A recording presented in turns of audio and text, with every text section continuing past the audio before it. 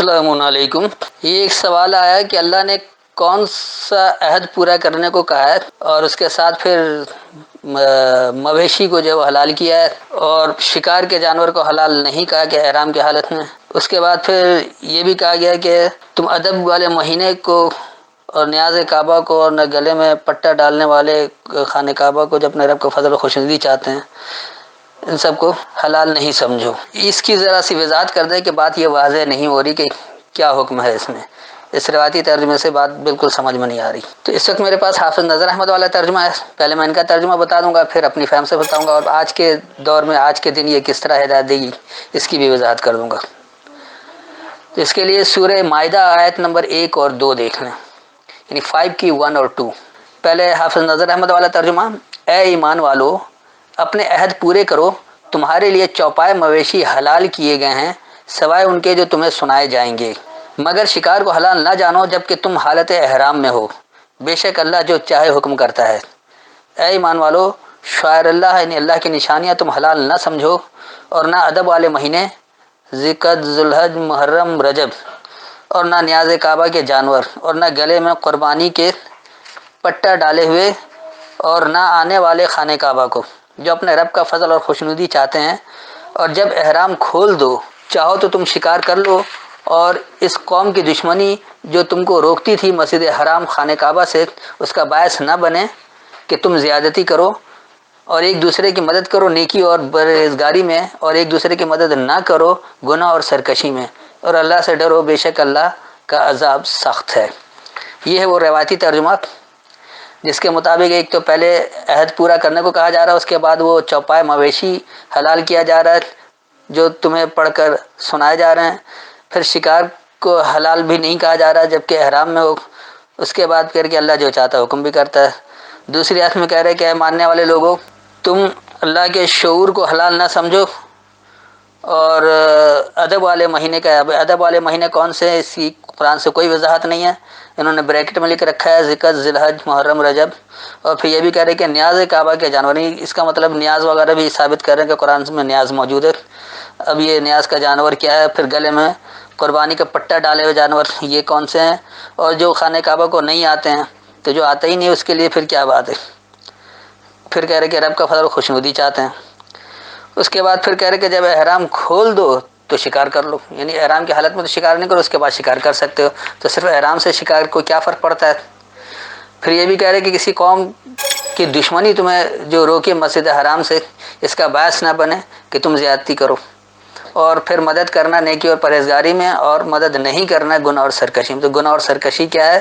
اور نیکی اور یہ تقوی کیا ہے، پرہیزگاری کیا ہے۔ پھر کہہ رہے کہ اللہ جو سخت عذاب بھی دیتا ہے۔ اب دیکھیں یہاں بات کیا ہو رہی ہے اور اس کو کیا سے کیا بنا دیا، یعنی اس طرح کی جو باتیں ہیں یہ پورے عقائد پر یعنی کہ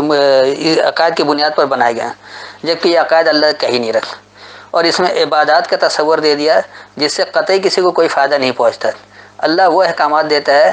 جس میں انسانیت کا فلاح ہو، ایک دوسرے انسان کے لیے بھلائی کے لیے ہو۔ تو آئیے پہلے اس آیت کو سمجھتے ہیں۔ یا ایھا الذین آمنوا، اے یہ ماننے والے لوگو، اوفو بالعقود، مکمل کرو عقائد کو، عقد کو، عقد گرا پختگی، اسی سے عقیدہ بھی نکلا ہے، تو یہ عہد کسی حال میں بھی نہیں ہے۔ پھر احلت لکم، اپنانے کو کہا گیا تمہارے لیے، بہیمۃ الانعام، جو نعمتیں بہم پہنچی ہیں۔ انعام نام کی جمع ہے، نام مویشی کو نہیں کہا جاتا، نام نعمت کو کہا جاتا ہے، نعمت کا ہی اس میں مادہ ہے۔ تو جو نعمتیں بہم پہنچائی ہیں، جو نعمتیں تمہیں فراہم کی گئی ہیں، الا ما یتلا، صرف جو سمجھ کر پڑھی جائے، علیکم تم پر، غیر علاوہ محل الصید، محلی یعنی یہ بھی اپنانے کی جگہ، اور الصید، صید جس کا انہوں نے شکار کر دیا جبکہ شکار نہیں ہوتا، صید کہتے ہیں بغیر سوچے سمجھے التفات سے چلنے کو، یعنی بغیر سوچے سمجھے کسی کی الفت میں، کسی کی محبت میں اس کے پیچھے پیچھے چلنا، جیسے ہمارے یہاں مثال ہے سیاسی رہنماؤں کے پیچھے چلنا، چاہے وہ غلط کرے یا صحیح کرے۔ پھر وانتم حرم، اور تم چھوڑے ہوئے ہو۔ ان اللہ یحکم ما یرید، بے شک اللہ حکم کرتا ہے جو ارادہ کرتا ہے۔ پھر دوسری آیت کہ یا ایھا الذین آمنوا، اے ماننے والے لوگو، لا تحلوا، تم نہیں اپناؤ شعائر اللہ، اللہ کے شعور کو، ولا الشہر الحرام، اور نہ چھوڑی ہوئی صورتحال کو، ولا الہدیہ، اور نہ ہدایت، ولا القلائد، اور نہ تقلید پرستی۔ قلائد جو وہ اس کو کہا جاتا ہے کہ جو کسی کے پیچھے یوں چل رہا ہے کہ جیسے اس کو باندھ دیا گیا یا گلے میں پٹا ڈال دیا گیا اور وہ پیچھے پیچھے چل رہا ہو۔ تو یہ نہیں ہے کہ کسی انسان کے گلے میں پٹا ڈال دیا جائے، بلکہ وہ اس کے نظریات پہ ایسے پٹے پڑ گئے کہ اسی کے پیچھے چلتا ہے۔ ولا عامین البیت الحرام، اور نہیں امن دینے والے یا نہیں ماننے والے چھوڑی ہوئی کتاب کو۔ البیت الحرام بیت کہا جاتا ہے کتاب کو، اور حرام چھوڑنا۔ یبتغون، وہ تلاش کرتے ہیں، فضلا من ربہم، اپنے رب سے فضل، ورضوان یعنی اسے راضی کرنا۔ وَإِذَا حَلَلْتُمْ، اور جب تم اپناؤ، فَاسْتَادُوا، تو پس تم التفات کے ساتھ پیچھے سے سیدھے چلو۔ تو یہ حلل تم جو ہے احرام کھولنا کہیں سے بھی نہیں بنتا، یہ حلال ہے۔ جب تم اپنا لو، فاستادو، پس بالکل سیدھے چلو، التفات کے ساتھ اس کے پیچھے چلو۔ ولا یجرمنکم، اور تمہارا یہ جرم نہ ہو، شنآن قوم، کسی قوم کی دشمنی میں، کسی قوم کے بغض میں، ان صدوکم، یہ کہ تم سد راہ بن جاؤ، یہ کہ تم زبردستی روکو، ان المسجد الحرام، چھوڑی ہی فرما برداری کی جگہ کے بارے میں،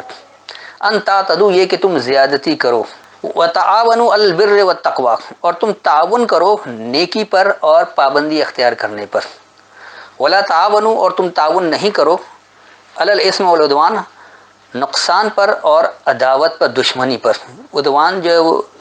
دو طرفہ دشمنی، یعنی ایک تو اللہ کی آیت کی دشمنی، پھر اس کے مطابق عمل نہیں کرنا، یہ دشمنی جو آج کے اکثر مسلمان ایسے ہی کرتے ہیں۔ واتقوا اللہ، اور اللہ کے پابند ہو جاؤ، ان اللہ شدید العقاب، بے شک اللہ سخت انجام دینے والا ہے۔ تو میں ایک بار اس کا رواں ترجمہ کر دیتا ہوں، پھر اس کے بعد سمجھاتا ہوں کہ آج کے دور میں کس طرح ہدایت کے قابل ہے۔ اے یہ ماننے والے لوگوں، اپنے عقائد کو مکمل کرو، بہم پہنچائی گئی نعمتیں تمہارے لیے اپنانے کو کہا گیا ہے، صرف جو تم پر سمجھ کر پڑھی جائے، بغیر سوچے سمجھے التفات سے چلنے کے اپنانے کی جگہ کے علاوہ، اور تم چھوڑے ہوئے ہو، بے شک اللہ جو ارادہ کرتا ہے وہ حکم کرتا ہے۔ اے ماننے والے لوگوں، تم اللہ کے شعور کو نہیں اپناؤ، اور نہ چھوڑی ہوئی صورتحال کو، اور نہ مخصوص ہدایت کو، اور نہ بے دام غلامی کو، اور نہ ہی قبول کرنا وہ جو الکتاب کو چھوڑ کر اپنے رب سے فضل اور راضی تلاش کرتے ہیں۔ اور جب تم اپنا لو، پس بغیر ادھر ادھر دیکھے التفات سے سیدھے چلو، اور کسی قوم کے بغض میں تمہارا یہ جرم نہیں ہو کہ تم چھوڑی ہوئی فرمانبرداری کی جگہ کے بارے میں زبردستی روکو، یہ کہ تم زیادتی کرو، اور تم نیکی اور پابند ہونے یعنی قوانین کی اتباع پر باہم مدد کرو، اور تم نقصان اور باہم عداوت پر باہم مدد نہیں کرو، اور اللہ کے پابند رہو، بے شک اللہ سخت انجام دینے والا ہے۔ یہ تو تھا اس کا رواں ترجمہ۔ اب دیکھیے کہ آج کے دور میں اس کو کس طرح قابل عمل بنایا جا سکتا ہے، آج یہ کس طرح ہدایت دے رہی۔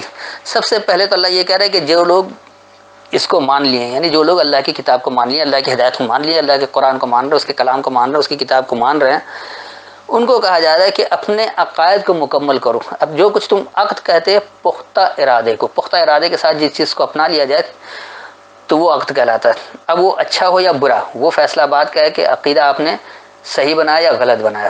ایک عقیدہ یہ بھی ہے کہ لوگ عقائد رکھتے ہیں کہ میرا پیر سارا مسئلہ حل کر دے گا، وہ پیر کے پیچھے لگے رہتے ہیں، باقی اللہ کو بھی بھول جاتے ہیں، کوئی کام صحیح نہیں کرتے، بس پیر کے پیچھے چل رہے ہیں۔ ایک عقیدہ یہ کہ جی فلاں ہمیں یہ کام کر دے گا، فلاں یہ کام کر دے گا، فلاں اولاد دے دے گا، فلاں رزق دے دے گا، یہ بھی عقیدہ ہے لوگوں کا۔ لیکن کیا یہ عقائد صحیح ہو جائیں گے؟ ہرگز نہیں۔ مکمل وہ کرنا ہے جو پختہ ارادہ اللہ تمہیں دے رہا ہے۔ تو ماننے والے لوگوں کو کہا جا رہا ہے کہ جو قرآن کو مان لیا، جس نے اللہ کو مان لیا، جس نے اللہ کے احکامات کو مان لیا، اب اس سے چاہیے کہ اس سے جو کچھ مل رہا ہے اس عقائد کو وہ مکمل کرے۔ تو اللہ کہہ رہا ہے کہ ہم تو تمہیں اپنانے کو کہہ رہے ہیں جو نعمتیں بہم پہنچائی ہیں، اللہ نے تمام نعمتیں اللہ نے بہم پہنچائی ہیں، سب اللہ کی دی ہوئی، تو اللہ کہہ رہے سب اپنانے کے لیے، کچھ بھی چھوڑنا نہیں ہے، صرف جو تم سمجھ کر پڑھ لو۔ اب اگر آپ سمجھ کر مان جائیں گے، یتلا جو ہے سمجھ کر پڑھانے کو کہا جاتا ہے۔ اب مثال کے طور پر معدنیات پر سائنسدانوں نے پڑھا، اس کو سمجھا، اس سے زیادہ فائدہ اٹھا رہے ہیں۔ نیوٹرون، پروٹون وغیرہ، الیکٹرون وغیرہ تو تھے، ان کو ملا کر کس طرح سے کیا چیز وجود میں لایا جا سکتا ہے، کیسے ایٹمی قوت حاصل کی جا سکتی، کس طرح ایٹمی توانائی حاصل کی جا سکتی، وہ سب کچھ مان رہے تھے۔ تو اس طرح بہت ساری چیزیں جو سمجھ کر پڑھیں گے تو اس سے فائدہ اٹھائیں گے، اور اگر سمجھ کر نہیں پڑھیں گے تو فائدہ نہیں اٹھا سکیں گے۔ تو جو بھی نعمتیں بہم پہنچی گئی ہیں اس میں صرف جو سمجھ کر پڑھ لے گا وہی اس کا فائدہ اٹھائے گا، علاوہ اس کے جو وہ بغیر سوچے سمجھے التفات سے چل رہے ہیں۔ شاید کہا جاتا ہے بغیر سوچے سمجھے سیدھے چلنے کو نہیں۔ اب کسی نے اپنا لیا کہ بس جی وہ فلاں نے کہہ دیا اس لیے بالکل ٹھیک ہے، بغیر سوچے سمجھے اس پر چل پڑے، تو وہ سیدھا چلنا جو ہے وہ بیوقوفی کی علامت ہے. اللہ کہہ رہے یہ اپنانا نہیں ہے، یعنی علاوہ وہ سیدھے چلنے کے سوچے سمجھے کی جگہ. وان تم ہو اور تمہیں چھڑوایا، یہ اللہ یہی چھڑوا رہا ہے. اللہ یہ کہہ رہا ہے کہ تم بغیر سوچے سمجھے کسی کے ساتھ الفت میں، کسی کے التفات میں، کسی کے محبت میں اس طرح بغیر سوچے سمجھے چلنا ہی نہیں. اگر بغیر سوچے سمجھے چل رہے ہو تو یقینی سی بات ہے تم نے قرآن کو چھوڑ رکھا ہے، تم نے چھوڑا ہوا سب کچھ ہے. تو اللہ تو وہ حکم کرتا ہے جو اس نے ارادہ ہے، کہ اللہ کا حکم وہی ہے جو اس کا ارادہ ہے، اور اس کا ارادہ اس کی کتاب میں موجود ہے. اللہ کے احکامات کو اس سے سمجھیں اور اسی کے مطابق عمل کریں. اگر اس سے نہیں سمجھیں گے تو عمل نہیں ہو سکے گا، اور اس سے عمل نہیں ہوگا تو وہ نتائج بھی نہیں ملیں گے. اس کے بعد دوسری آیت میں کہہ رہے ہیں کہ اے ماننے والے لوگوں، تم اللہ کے شعور کو نہ اپنا، تم اللہ نہ بن بیٹھو. اللہ تمہیں جو شعور دے رہا ہے، اللہ کہہ رہا ہے کہ یہ کام کرو، اس کا یہ نتیجہ نکلے گا. اللہ کے ہر حکم میں اس کے نتائج موجود ہے. جیسے واقعی الصلاۃ ہے کہ صلاۃ قائم کرو، جب صلاۃ قائم کریں گے تو اس کا نتیجہ کیا ملے گا؟ تنہا الفحشاء والمنکر، کہ آپ حد سے زیادہ بڑھنے اور اجنبیت سے باز رہیں گے. تو اگر ایسا نہیں ہو رہا تو اس کا مطلب آپ کی وہ چیز، وہ عمل صحیح نہیں ہے. اس پر دیکھ لیں کہ عمل میں کہاں غلطی کر رہے ہیں، وہ نتیجہ نہیں مل رہا ہے. تو اللہ کے شعور کو نہیں اپناؤ اور نہ چھوڑیے صورتحال کو. اب جو صورتحال چھوٹی ہوئی ہے اس کو بھی آپ اپنا نہ لیں کہ بس ایسے ہی چلتے رہنا. جیسے آج کل کے مسلمان کہتے ہیں کہ 1400 سال سے یہی چلا آ رہا ہے، ساری دنیا کے مسلمان کام کر رہے ہیں تو ہم کیوں نہ کریں. تو یہ جو چھوڑی ہوئی صورتحال ہے اس کو بھی آپ کو اپنانا نہیں ہے. اور نہ ایسی ہدایت کو جو لوگوں نے کہہ رکھا کہ یہ ہدایت ہے. اب آج کے ملا اکابرین علماء جنہوں نے کہہ دیا کہ یہ نماز پڑھنا ہی ہدایت ہے، سب سے پہلے نماز کی بات پرس ہوگی. ایسا قطعی قرآن میں کہیں بھی نہیں ہے. اللہ تو نماز پڑھنے کا کہہ ہی نہیں رہا. اللہ اقیم الصلاۃ کرے، اقرأ الصلاۃ تو کہا ہی نہیں کہ اس کیا کچھ ہوگا. تو وہ جو ہدایت دے رہے ہیں جو قرآن کے علاوہ ہے تو اس کو بھی آپ کو نہیں اپنانا ہے. پھر اس کے بعد وہ جو گلے میں پٹا باندھنے قلائد جو کہہ دیا تھے، تقلید اسی سے نکلا کہ کسی کے پیچھے آپ چلے جا رہے ہیں کیونکہ ہمارے علماء نے کہا، ہمارے بڑوں نے کہا، ہمارے اکابر میں ہوتا آ رہا ہے، ہمارے خاندان میں ہی ہو رہا ہے. یہ جو چلنا ہے یہ گلے میں پٹا ڈالنا اس کو کہا جاتا ہے کہ آپ بے دام غلامی میں آ گئے اور اسی کے پیچھے چلنا ہے. تو اس بے دام غلامی کو بھی اپنانے کو اللہ نے منع کر رکھا ہے کہ ایسا نہیں کرنا ہے. پھر کہہ رہا ہے آمین البیت الحرام. تو اللہ یہ بھی کہہ رہا ہے کہ وہ نہیں امن دے گا جو چھوڑی ہوئی الکتاب ہے. تم نے الکتاب کو چھوڑ دیا. البیت یعنی الکتاب، خاص وہ جگہ جہاں اللہ سے خفیہ مشورہ کیا. البیت کا بنیادی مطلب کسی میں خفیہ مشورہ کرنا، تو اللہ سے خفیہ مشورہ اللہ کی کتاب میں ہی ہوتا ہے. تو یہ امن نہیں دے گا جو چھوڑی ہوئی الکتاب ہے. اسے آپ کو قبول نہیں کرنا، اس سے امن نہیں ملے گا جو آپ نے کتاب کو چھوڑ رکھا ہے. اور تلاش کرتے اس سے آپ اپنے رب کا فضل اور باہم رضامند ہونا، یعنی کہ اللہ بھی راضی اور ہم بھی راضی. تو اللہ تو اسی وقت راضی ہو جب اللہ کے احکامات کے تحت اپنائیں گے، اس کی فرمانبرداری اختیار کریں گے. اللہ کا حکم کچھ اور ہے، آپ عمل کچھ اور کر رہے ہیں تو یہ رضوان ہم نہیں ہوگا. آپ راضی ہو رہے ہیں، اللہ آپ سے راضی نہیں ہے. اللہ اس پر راضی ہوگا جو اللہ نے اپنا حکم دے رکھا ہے، اسی کے مطابق کام کرنا ہوگا. تو یہاں سے فضل ملے گا. اس کے بعد اللہ کہہ رہا ہے کہ جب تم اپنا لو، نہیں، جب کوئی بات تمہیں سمجھ میں آ جائے، جب تم نے ہر بات کو سمجھ لیا کہ اللہ کا حکم کیا ہے، اللہ کیا شعور دے رہا ہے، اللہ کیا ہدایت دے رہا ہے، اللہ نے کیا نعمتیں بہم پہنچائی، اس کو کس طرح سے اپنا کر سکو گے، جب یہ سب کچھ سمجھ میں آ جائے تو پھر تم بے شک بالکل بغیر ادھر ادھر دیکھے سیدھے اتباع کرتے رہو. نہیں، التفات کے ساتھ، محبت کے ساتھ، بغیر ادھر ادھر دیکھے اس کی اتباع کر لو، اس کے پیچھے پیچھے چلو تو وہ نتائج مل جائیں گے. پھر اللہ یہ کہہ رہا ہے کہ کسی قوم کے بغض میں یا اس کی دشمنی میں تمہارا یہ جرم نہ ہو کہ تم زبردستی رکاوٹ بن جاؤ چھوڑی فرما برداری کی جگہ کے بارے میں. کسی قوم کی دشمنی میں کہ فلاں شخص ایسا، فلاں فرقے کا ہے، اس لیے اس سے قطعی طور پر آپ کو نہیں چلنا، نہ آپ کو زبردستی رکاوٹ بننا. جیسا ہمارے یہاں کہا جاتا ہے جی قادیانی ہے، ان کے بعد کو روک دیا جائے، ان کو کچھ کام نہ کرنے دیا جائے. وہ ان کا عقیدہ ہے. آپ اپنے عقائد کو مضبوط رکھیں، آپ اپنے ایمان کو مضبوط رکھیں، وہ آپ کا کچھ نہیں بگاڑ سکتا. ان کو آپ اپنا کام کرنے دیں، آپ زبردستی رکاوٹ نہیں بنیں گے. آپ دلائل کے ساتھ بات کریں، انہیں قائل کریں، اپنی طرف لے کر آئیں. یہ جو زبردستی منوانا ہے کہ نہیں، یعنی نہ مانے تو گولی مار دو، نہ مانے تو جان سے مار دو،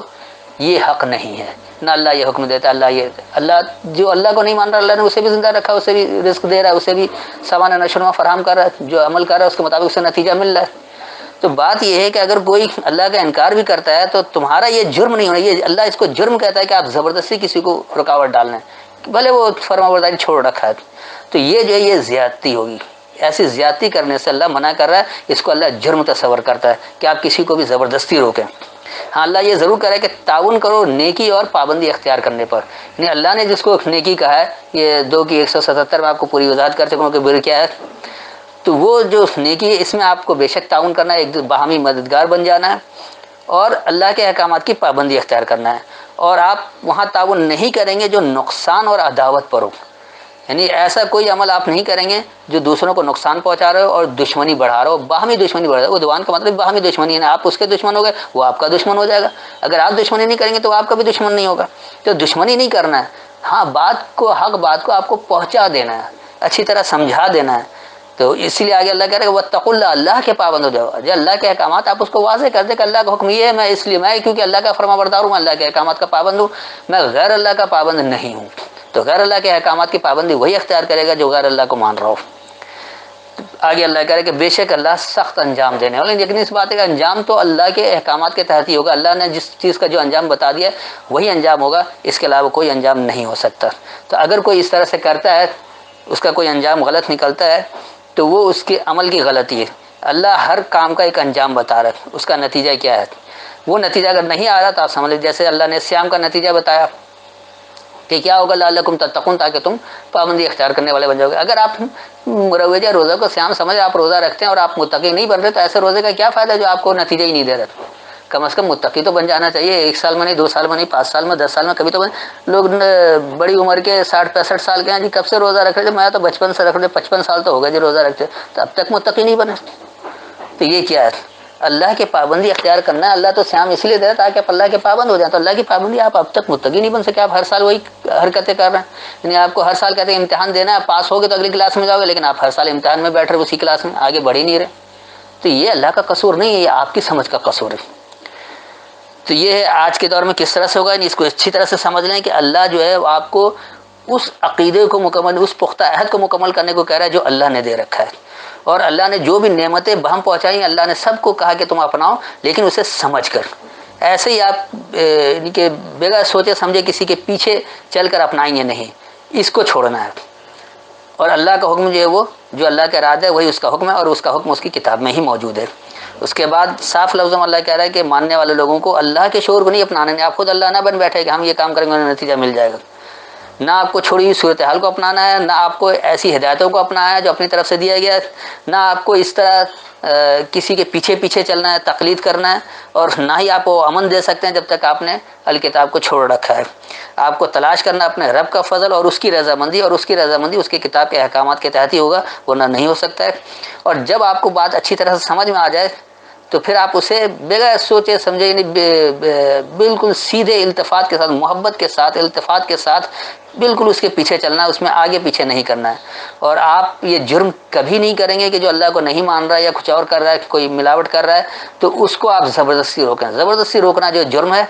چاہے وہ چھوڑی فرما برداری کی جگہ ہو یا کچھ بھی ہو، تو یہ زیادتی ہے اور جرم ہے، ایسا نہیں کریں، ہاں تعاون ضرور کریں، کس میں، جہاں نیکی کے